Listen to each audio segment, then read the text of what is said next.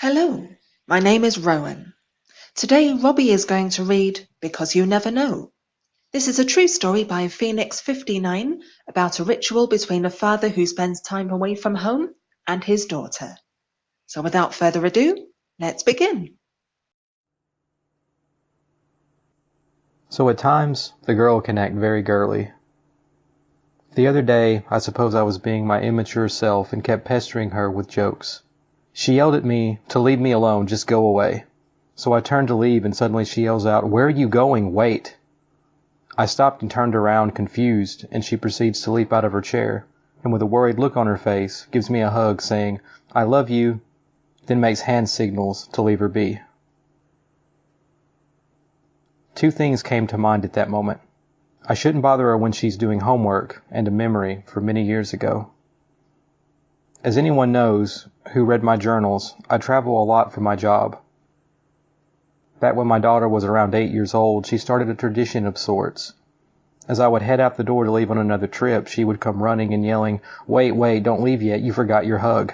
Whereupon she would hug me tightly, refusing to let go until something like a minute passed. Then she would let go and wave happily and go back to whatever endeavor she had been working on.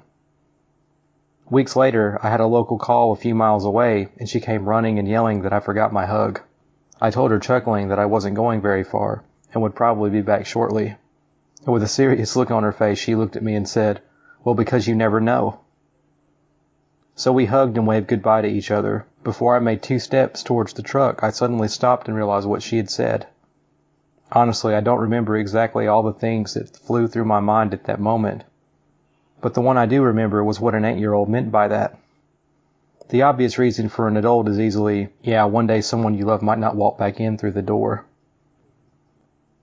Later the same week, as I was getting ready to leave for Vegas, my daughter had snuck outside the evening before and placed a stuffed animal, puppy to be exact, in my truck. She had piled some stuff up so that the puppy could see out of the windows. As we went through what had now become a ritual at the back door, she tells me in all seriousness, "Make sure Miley has a good view. She will help you watch out for things while you drive." I had no idea what she was talking about and was late in leaving, so we waved and I ran out to the truck, jumped in, fired it up, and started racing for the end of the drive. As I hit the brakes, something on the passenger side tumbled forward, and that's when I saw Miley. I placed the stuffed animal back on the pile of gear, pulled the seatbelt over, and strapped her in and said, "Hang on, girl, we are running late."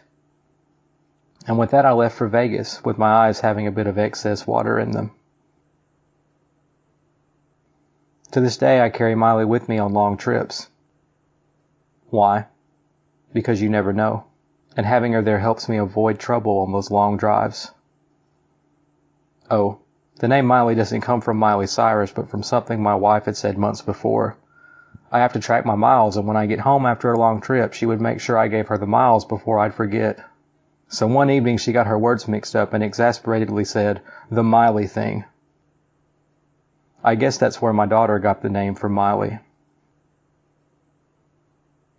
I've never asked my daughter what she had meant back then or why she had said it. I decided to take it the way I did because I never know if I will always make it back home. We upload a new story every Tuesday, Thursday, and Saturday. Please don't forget to like and subscribe to us, and I look forward to seeing you in the next video. Goodbye.